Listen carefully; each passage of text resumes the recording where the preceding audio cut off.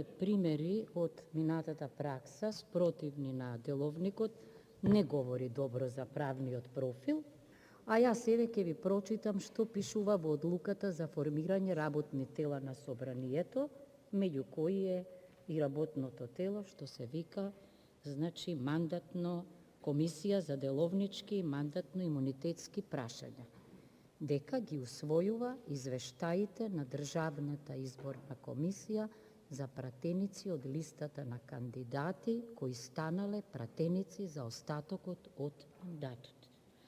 Ова е одредба компатибилна со членот 17.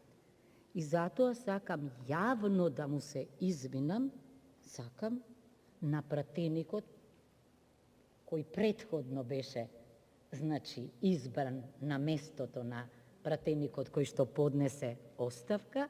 Јас ништо против лично немам, само го имав во предвид деловникот, но заради една реакција не успеав да го прочитам членот. Многу ми значи тоа и отидов во канцеларијата и лично му се извинив. Знаете што? Кога се повикуваме на преседани, не може преседан да биде пракса, каква и нека е, парламентарна или било која друга, што е спротивна на устав, на закон или на деловник. Не може да прерасне тоа во преседан. Преседаните се повторувања што се во рамките на уставот и законот и значат нивна покреативна примена. Мислам дека навистина во овој мандатен состав треба да се држиме до деловникот.